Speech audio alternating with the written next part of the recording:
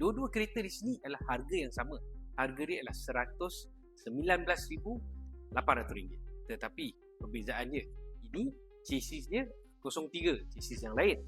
Harga dia 119,800. Yang itu pula ialah V23.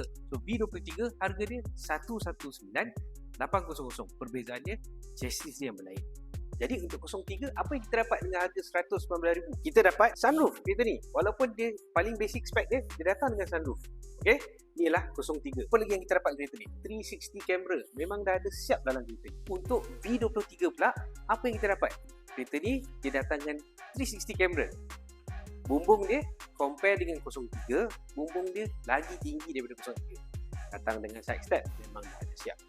Jadi, apa lagi kita boleh tengok? Interior dia, color hitam, semua memang premium. Hitam itu premium. Perbezaan antara dua kereta ni, range dia pun kita dapat dalam 300 lebih ke 400 lebih kilometer untuk harga 119,800. Jadi untuk anda yang ingin tahu lebih dalam tentang kereta-kereta ni, boleh datang ke iCar Glamoury atau berjumpa dengan saya. Jumpa lagi. Assalamualaikum.